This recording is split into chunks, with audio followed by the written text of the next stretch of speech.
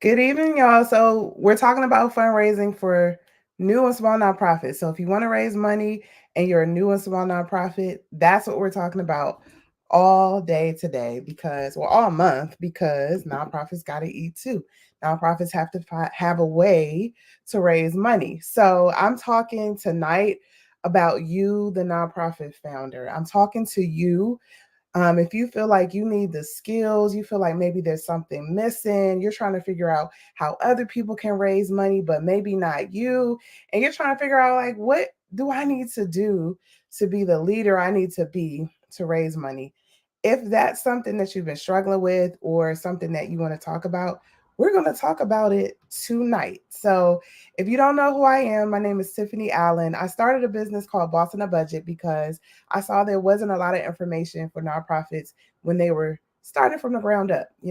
Things have gotten a little better in terms of resources, but when I was helping my partner start his in 2014, it was not a lot of stuff out there, especially around raising money.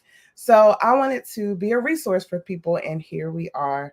This is a community where we lift each other up, we educate each other, we support each other, we talk in the chat because we all need each other and we actually all have something to give and to provide. So don't be shy. Introduce yourselves in the chat. Tell us where you're from.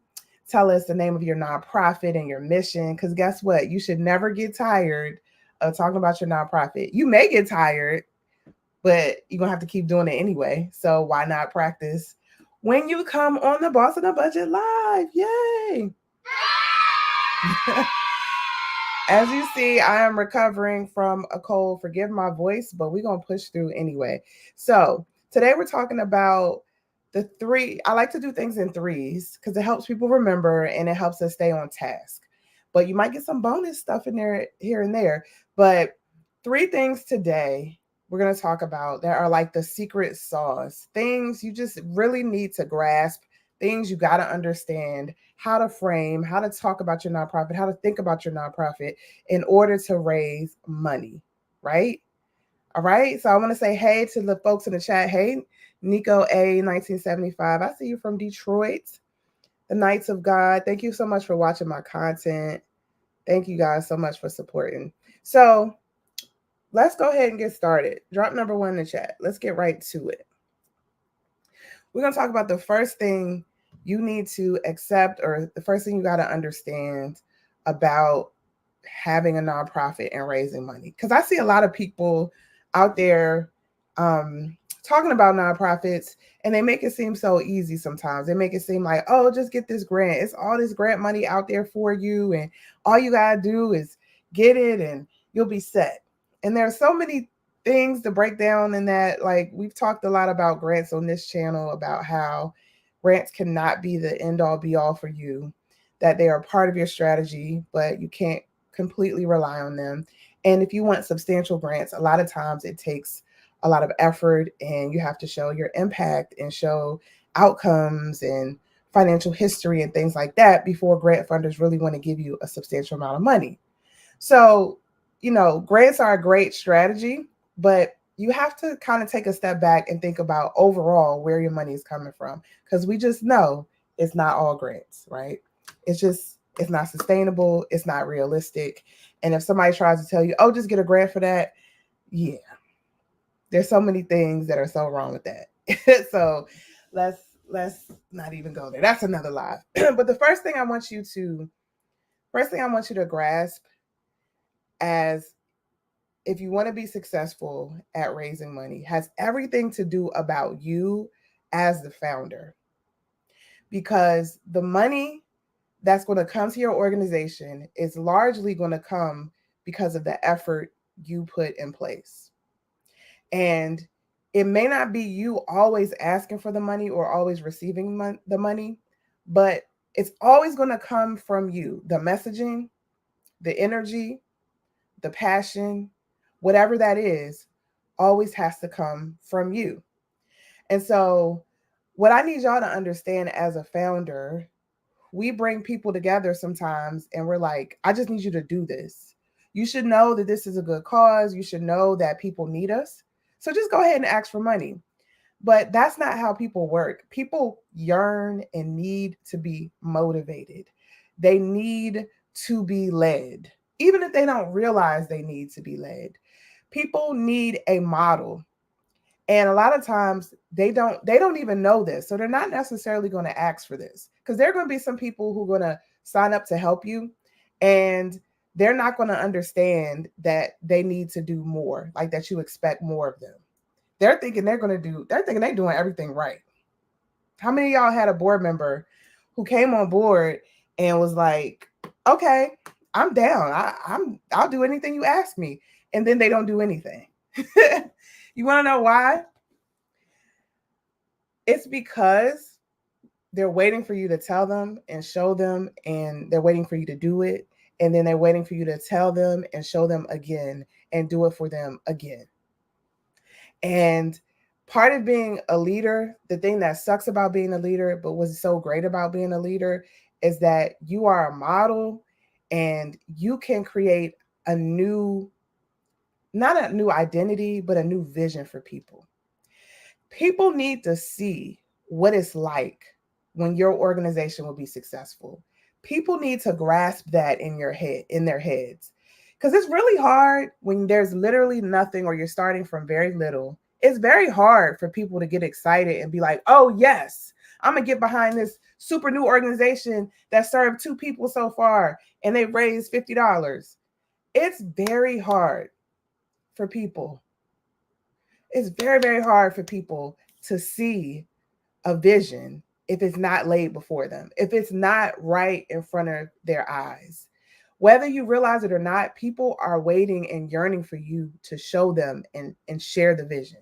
So when you talk about your nonprofit, you got to show up as the leader and the number one person doing the rallying cry for your organization everywhere you go. And that's the model that you have to create for your board, for your team, for your participants. So what I need you to do as a leader is to understand, every time you show up in a place, what are you going to say about your nonprofit, and what is the impact of your nonprofit, and what is the vision that you are creating as a result of your nonprofit? I want to ask you that question. What is the vision that you're creating for your nonprofit? What is going to be the difference when your nonprofit gets through? And I'm not necessarily saying, hey, everywhere you go, share your vision statement. That's part of the process. You got to have a vision statement to understand like why you even exist and what your ultimate purpose is. But do you understand what I'm really saying? You got to paint the picture for people, right? When people hear you talk about your organization, they need to be able to envision in their mind what could be. Because right now, it's a mess, something's missing, something's incomplete, people don't have what they need. But oh, what if? What's the oh, what if? Oh, what if we had this, right? So Kitwana's on here. She's an APP member. Woo woo. Check out 202 Love Inc. Y'all need to be watching Boss and the Budget's channel, because I'm going to be sharing all the folks who have received coaching or have been in the APP society. I'm going to be sharing their content over the next month, over the next year, honestly. But let's take Kitwana. She serves typically young Black girls in the Dallas area, right? And we know the potential. Think about the potential of a young Black woman, right? Think about the potential. Think about how it could be lost. When she grows up and she goes out into the world, think about all the images that she sees every single day that would tell her she's not beautiful, that she's not smart, that she has to be this or she can't be this, right? And then she gets all those images, and sometimes even in her own home. And she may not have that safe place to really come into herself. But oh, when she meets 202 Love, imagine the world, how much different the world is, or it can be, when she's met with love, when she's met with acceptance, when she's met with community. She's getting all these things from 202 Love. It can be different. It can and it will be different because 202 Love exists. And everywhere she goes, that's what Kitwana's message is, because she sees the young women. She looks into their eyes on the weekends when she works with them. She sees what they need, and they're there to meet that need. She sees that their families are trying, that their moms are trying, but they're not quite, they need support. When you're raising kids, you need support, you need a village. And she's stepping in with her team to be the village. So imagine what happens with kids when they don't get that support, when they don't have somebody to talk to, when they don't have that listening ear. And now think about the world when it's completely different and they can thrive and be themselves. I am creating a world. I am creating the vision, the story of a world that could be. It doesn't exist right now, but everywhere I go, I need to talk in those terms. I need to talk. Sometimes people need to look at you and be like, okay, they need to be a little scared to hear you talk. You need to scare yourself when you talk. You have to be bold. Let me just tell y'all this one thing. And just know when I write these notes, I'm really saying this from the top of my head. I have my general points. I just wrote the point and then I'm just going with it. So whatever y'all getting tonight is what y'all getting. It's coming, dropping in my head. You can't afford in 2024. I've said this so many times. You can't afford in 2024 to be passive. With all the distractions that we have, with all the mess that is going on right now, do you think that people have the patience and the tolerance to just take something that's mediocre, to just take a message that you're trying to share with them that doesn't wake them up, that doesn't inspire them, that doesn't make them think of something better, that doesn't make them feel like, oh, I want to help somebody else, right? So when you're talking about your nonprofit, I want you to think about, it's not just that you're providing a service. You are building a world that's different. You are showing other people a world that's different. You are inspiring people to see something different than what it is right now. You're letting people know that even though it seems like stuff is out of whack, that your organization and with their help can help put things in order. There are so many things, like if y'all just threw at me all the stuff that you're doing, let me look at what people are doing. Okay. So Shauna, hey Shauna, she has a memorial fund for children affected by drug overdose. And I can't remember exactly the activities that you do as a part of that, but we know everybody here on this live is affected by someone with drug overdose. And we know the ramifications of what one person decides to do. We know how that affects their children, it affects their parents, it affects the whole family unit. And there are people out here who need somebody to see them. Because drugs, when you hear about people being drug addicts, there's still that stigma of ill. Even the people who are doing the drugs, there's a stigma with the people who are using drugs. And it is an illness. Let's just be clear. Substance use and substance abuse is an illness. But there's still a stigma that it's wrong or it's negative, right? And that makes it really difficult for people to get help, for people to feel like they can get support. So imagine the children in those situations.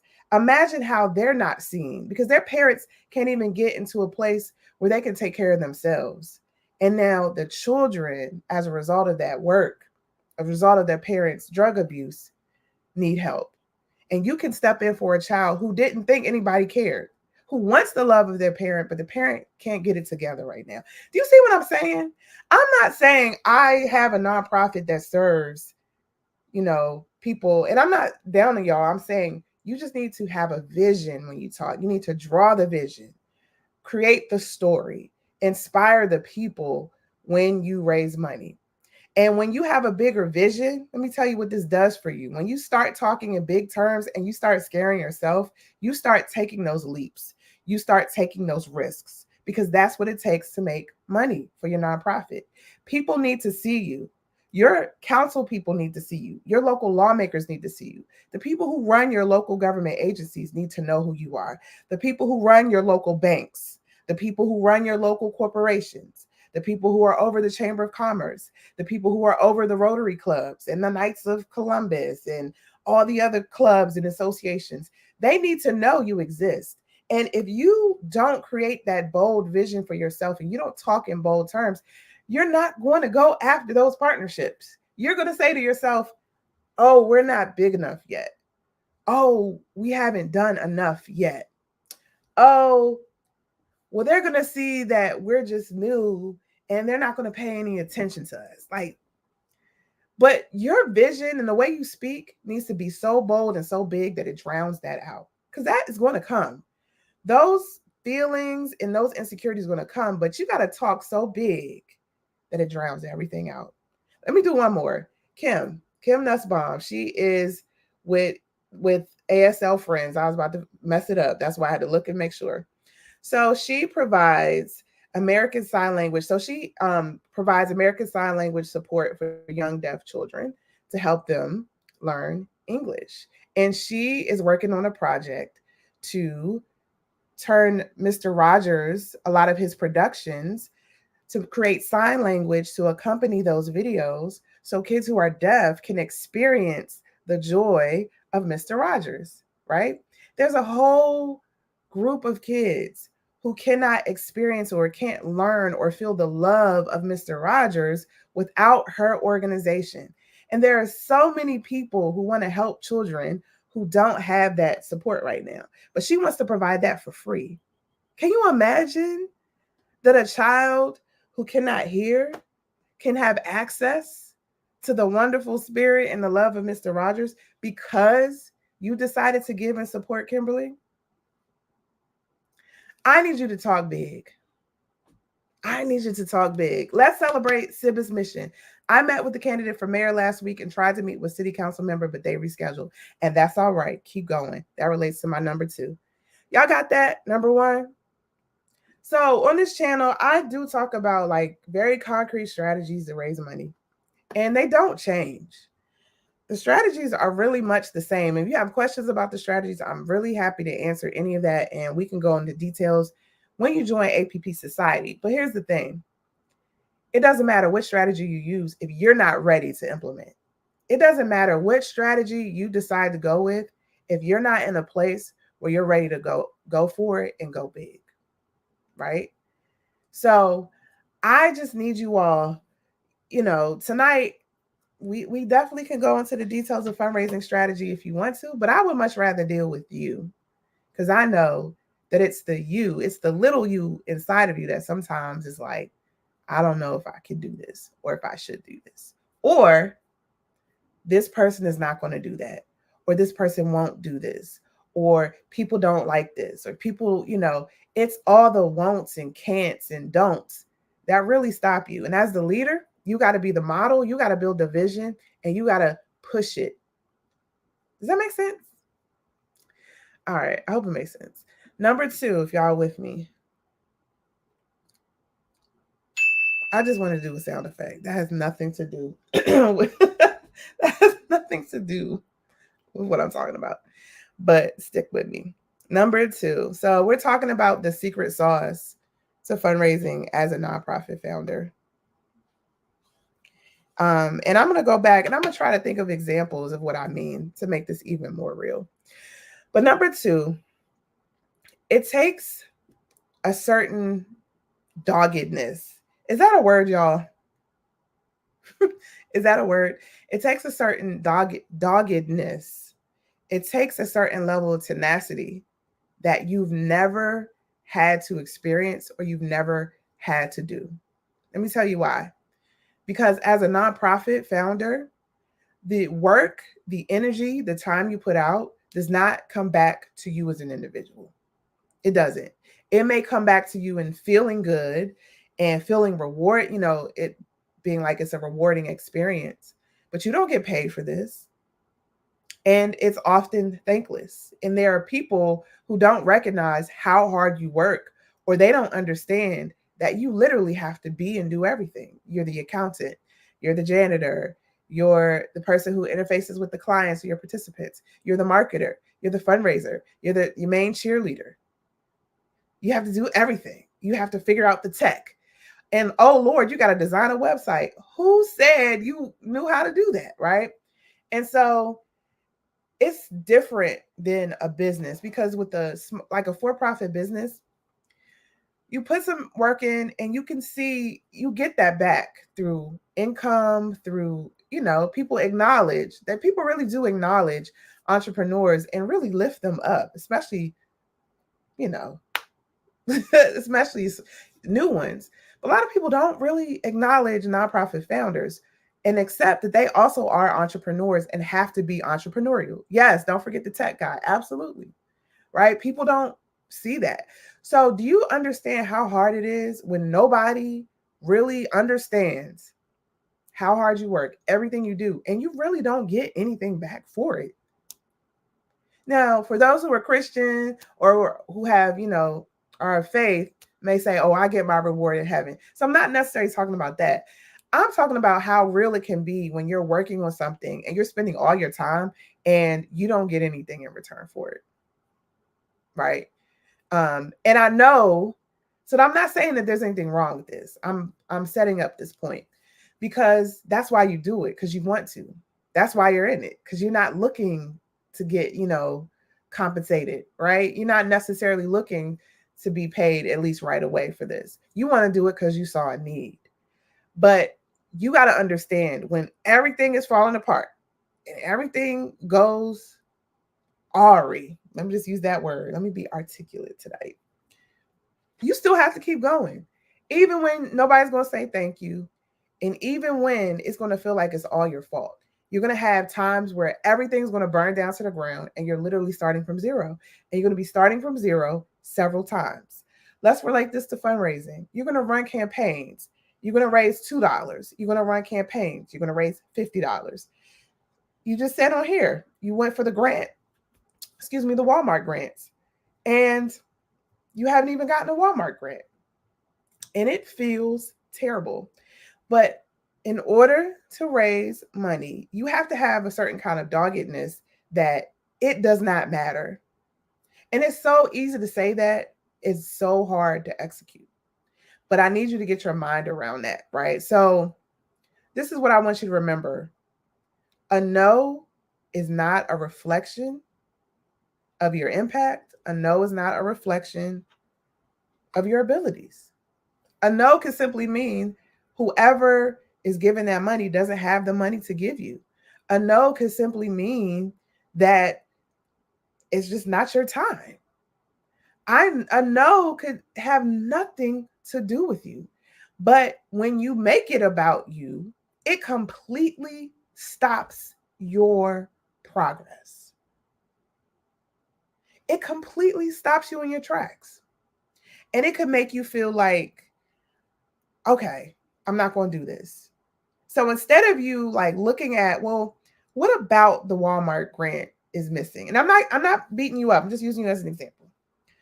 Is it that certain Walmart? Is it that they're in flux right now? And I go to meet the manager like people told me to, and I can never get the manager on their schedule. And there must be something wrong with us because we can't even get a Walmart grant when it has nothing to do with you. Maybe you need to go to another Walmart.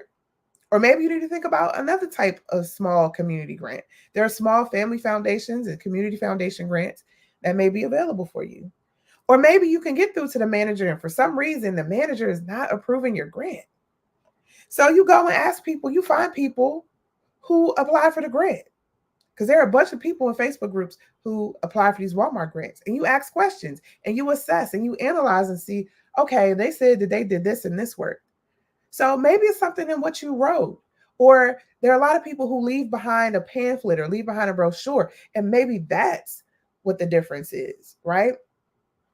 So you do that the next time. Instead of allowing that no to make you feel like nothing is working. Because that's what I hear from a lot of people. You say, nothing is working.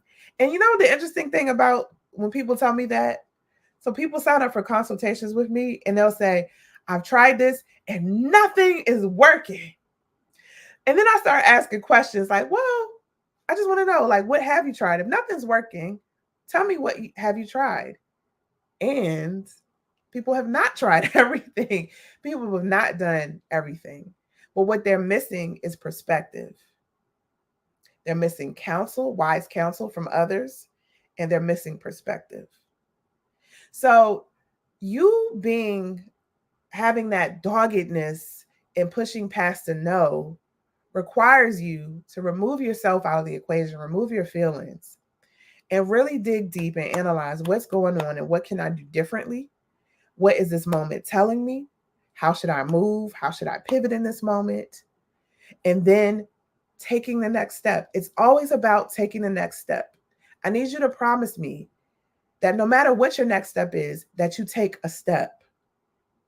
Because for some people, let's be real, the next step is maybe you need a break. Maybe the next step is you shouldn't be doing this right now. You can't do this right now. This isn't the right moment. This isn't the right season. Maybe your next step is, you know what? I really should have tried to do this. I really did not give it my all. I really did not follow the direction of what somebody told me, or I really didn't try everything. So I'm going to go deeper. Maybe that's the next step. But what I need you to promise me, is that you take the next step. That's what doggedness, that's what I mean by having that doggedness. Take the next step. Take the next step. Because you have no idea. Like, there are so many examples of people who've come to me and said, this year, this funder rejected me, but 2 years later, the funder funded me. And I've been in enough internal conversations with foundations to know that a lot of times the way they make decisions aren't necessarily a reflection of you. And their decisions are biased. Can we be real? For better or for worse, decisions by foundations are biased. And they could be biased for different reasons. Maybe they have a bias towards new organizations, or maybe they have a bias towards organizations they already want to, already worked with. Maybe they have a bias with organizations, that do the work or have a certain look or an image. They're biased. So when you take that out of the equation and think everything's about you and the no is about you, you stop. This isn't about you stopping. This is about you taking the next step. Can somebody write in the chat, I'm going to take the next step? Can you please write that in the chat? I'm going to take the next step. While you guys are doing this, I'm going to read some things real quick. Sibis Mission says, my June month was bad. It felt like everything went wrong. Tiff is right. You keep pushing and July has been so much better. I love that. Let's raise the roof for you. What can I give to you? A clap. You got to raise the roof for that. I love raising the roof. I haven't raised the roof in a long time. Okay. Brooklyn said, hello from Missouri. Hey, just relaunched a nonprofit I started back in college, Build a Bag Foundation, where we supply youth in need with sports equipment. I've literally watched every single video. Hey, Brooklyn, thank you for joining. It's the first time being on live. Kim said, Tiffany's my next step. Oh, Kim. Kim was so sweet. Make sure y'all check out ASL Friends. Make sure you guys check out Heaven Sent Adult Daycare Center from Lynn. Check out Tiffany. Hey, Tiffany, I didn't see you on here from Hold Up the Light. Check out all my peoples. Okay. Sorry, y'all, I have to sneeze. Okay. I'm going to tell a story and give an example to encourage you, to help you know that I'm not talking in the abstract. My favorite example for doggedness is a man named Gerald Moore, because he is the epitome of somebody who literally doesn't take no for an answer. And he has a bold vision where he wants to create a world for young Black boys to have access to tech and STEM and entrepreneurship. And he told this story, and I'll never stop telling this story, about how he applied for a grant for an organization, but he had missed the deadline. But he researched who was on the board, and he reached out to someone who was on the board it's a family foundation. So it was actually somebody in the family who's in the leadership for the foundation. And he wrote a personal message, and the guy actually responded to him and wrote back and said, I know that the deadline is over, but I want to talk to you. I'm interested to hear more. So they set up a conversation. And from that conversation, he said, yeah, the deadline's done. You can't get this grant, but we still have some money here on the side. And I want to give you a smaller grant to do some of this work. And so he got a grant after sending something in after the deadline was over. And so when I'm talking about like a certain kind of doggedness, it's not letting what you think people think about you or what you think is stop you from what you want it to be. Does that make sense? Because it just came out of my head. So not letting what is or what you think is stopping you from what will be. Oh, was that good? Right? So you have no idea. You honestly have no idea what's going to happen tomorrow. In our heads, we assume if I do this, this will happen. We honestly have no idea. So if we really have no idea, then what if we decided to be bolder and decided to do the very thing that could push us past the edge that we're so afraid of? I'm talking to myself right now too, but I'm talking to you as well. What if you push past the very thing that scares the crap out of you and you think people are going to think I'm crazy if I do that or if I say that? But what if, in the spirit of helping other people for your organization, what if you push past that? And imagine you as the leader modeling that boldness, modeling what could be. Imagine when something does go right, what your board will say, because they saw you stand up for the organization in a way that they're maybe not doing right now. That's what I mean by being a leader. That's what I mean by being a leader. So let's do number 3. Drop number 3 in the chat. I want to see y'all put number 3 in the chat. Yes, yes, yes. All right.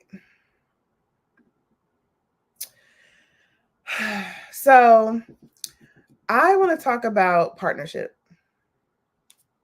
I want to talk about partnership. Can y'all put partnership in the chat? And everybody say hey to Darby. Darby's on here too. She's one of my APP members.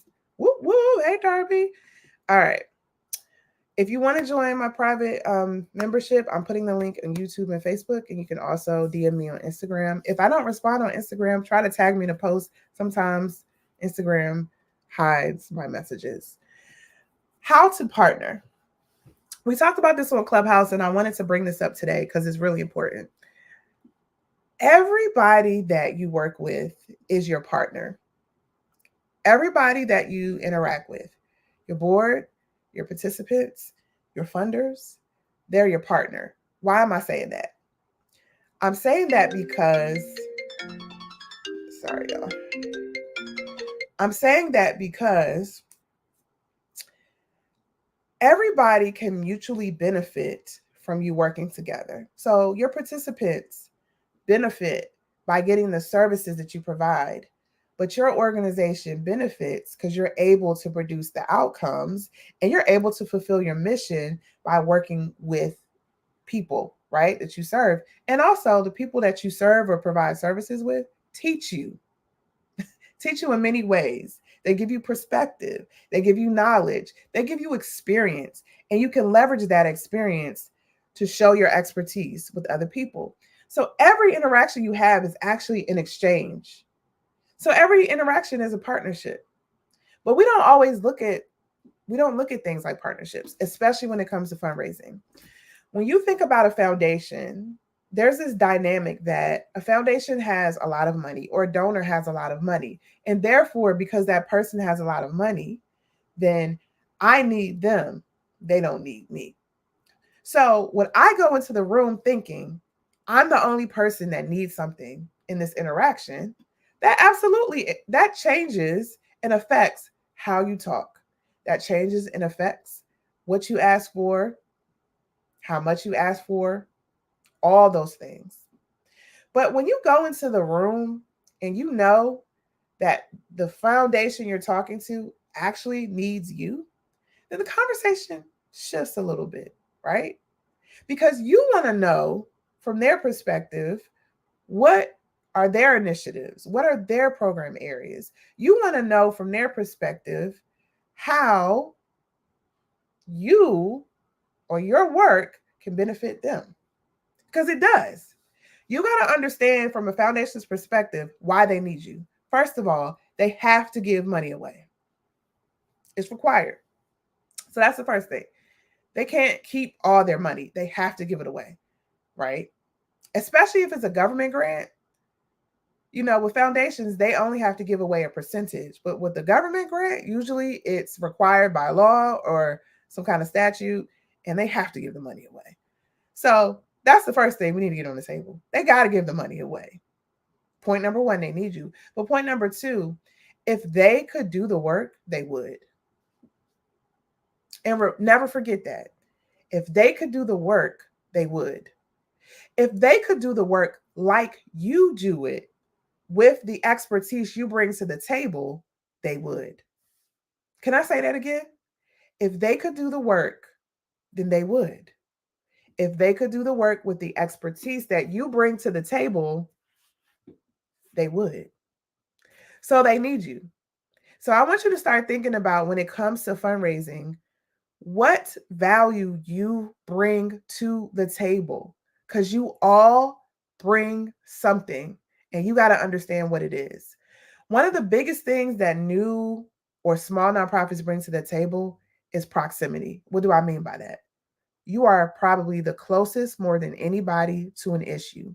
You probably understand your work or the people you serve in a deeper way than most people do. And if you want to really help somebody, you can't help somebody unless you know them, right? You can't really help or help change somebody's circumstance if you don't understand them in a deep way. If you don't know and understand their needs and you don't have the experience to address those needs, you can't, right? So you alone, like the proximity alone, because a lot of you guys are doing this work. You talk to people every day. They are saying things that a lot of people don't even understand is happening. You're seeing things that a lot of people have misconceptions about. They think it's one way, but it's not.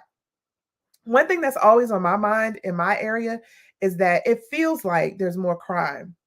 And it feels like, because this may not be true, it feels like a lot of the crime is younger kids, 13, 14, 15, carjacking, robbing people at ATMs, breaking into cars, right? And for a lot of people, they don't want to deal with teenagers.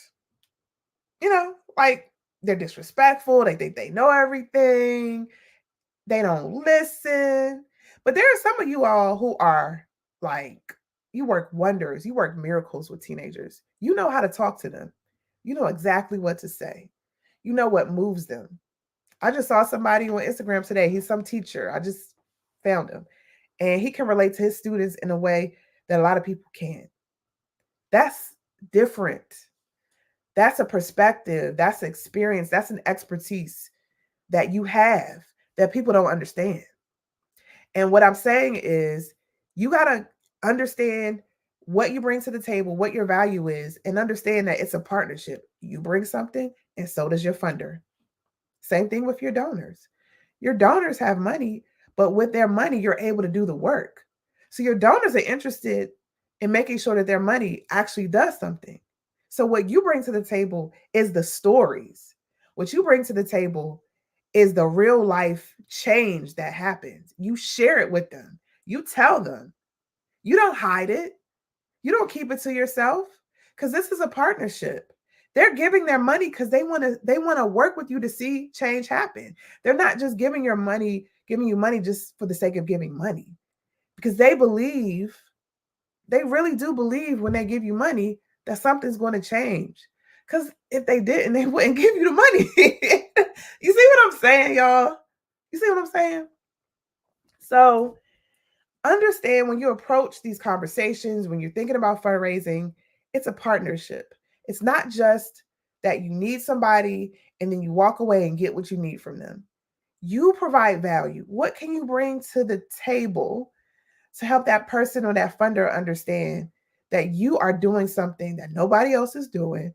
And how can you continue that partnership, that relationship, to show them that you all are in this together? They gave their money and you're doing the action. Make sense? I know y'all probably didn't think this was going to be what we talked about when I said secret sauce, but when I tell you, you can go to any fundraising consultant and they'll give you the technical pieces. They'll tell you how to raise money. They'll tell you the tips and the tricks. But if you don't get yourself together first, if you don't conquer the mindset you have around money, what you believe about what you can do, if you don't understand how money works and how money flows, if you don't understand the principles we talked about today on this live, you're not going to be as successful and you're going to burn yourself out. This is the last thing I'm going to say before I wrap up and do like a roundup. And I will answer some questions if you have questions. The giving experience needs to be a joyful exchange, but too many times it's filled with angst, it's filled with intimidation, it's just filled with tightness and stress. But what I want you to know is that when somebody gives you money or their request for money, I need you to let go of that stress. The way I need you to look at it is we're doing amazing work and you can partner with us to make it happen. Imagine the change we can create when we work together. Imagine what will happen as a result of us working together, funder, donor. I need you to have that approach. Because so many times when you're writing grants, it's like, I just want to seem perfect, right? But it's really about what that funder wants and how you can help make that happen. And how, because you guys are working together, you can make that happen. Make sense? So, as much as you can, remember that it doesn't need to be stressful. It doesn't need to be full of angst. It doesn't need to be tight. And I know sometimes when you're thinking about money, it is. But when you're asking for money from a stressful place, then it shows in your interactions. When you're asking for money from a desperate place, it shows in your interactions. But I want you to flip that around and remember you're providing opportunities for somebody to do something good, which honestly we all should be doing. It's a challenge for all of us. All of us should be supporting a local cause. All of us need to be supporting people in our community or supporting the communities or the things and the people we care about. So you're providing an opportunity for somebody to do that. And you're allowing them to live that out in their lives by extending an offer to give money. Don't ask for money from a stressful place. And I know that's hard to say, but ask for money from an abundant place.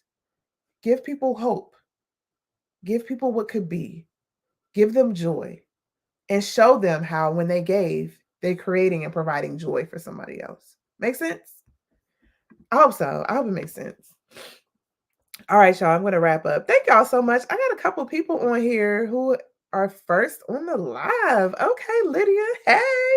Hey, Lydia. Hey, Brooklyn. Your first time being on the live. Was it everything you expected? I get a little silly on the lives, but that's because it's late. Excuse me, and I'm nursing a cold. But I'm going to wrap up real quick. Real quick. You tell me in the chat what is sticking with you the most. What's the one thing you're going to take away from this live? I don't do these lives for my health, y'all. I do this because I really hope that maybe one thing I say sticks with you, or maybe one interaction you have with somebody on here changes something for you. I want you to walk away different. I want you to walk away renewed. I want you to walk away with hope, no matter what your next step is. Because your next step may be, I don't want to do this anymore. And that's real. And I want to always say that because that's okay too. But I still want you to take that step with hope. And I want you to take that step renewed. We don't always have that person in our ear telling us that. I know in my business, I don't always have people. I do have people. Let me just say that. But I don't always have them readily available to encourage me when I am not doing what I'm supposed to do or allowing my thoughts to cloud my judgment. I always don't have those people. So I want to be that for you if I can every Sunday. So here's the sauce that I want to give you. Stand up and be the leader. Build a vision. When you're fundraising, you're building a vision. You're building hope for people. And you have to sell that vision. It's not just about providing services. It's about changing the world, a different world for people, and inspiring them to give to see that different world, right? So that's number one. It's really all about marketing, right? Number two, having doggedness. staying in the fight. No matter what you decide, always taking the next step. Never staying stuck, but taking the next step. And also pushing yourself to do something that scares the crap out of you. That's a certain kind of doggedness that not everybody has. And I'm saying this word, and I really do hope it's a word. I think Shauna said it was. Thank you, Shauna. And then number 3, you got to partner. You got to envision and frame everything as a partnership. You have to understand that you bring something to the table, you provide value, right? But also that person who's giving to you provides value as well. So how can you make sure they're getting what they need when you're getting what you need to from their funding or from their money? Okay? Thank you so much for watching. I don't see any other questions. Frida said, don't ask for money from a stressful place. Yes. Yes, yes, yes. Hey, Ellen. She said, you're a great sounding board with a wealth of information. Thank you. Frida said, stay in the fight. That was for y'all. Yes. And then on Instagram, Keeping It Real Estate 1 said, I'm extremely introverted. Me too, girl. I hope you're a woman. Sorry.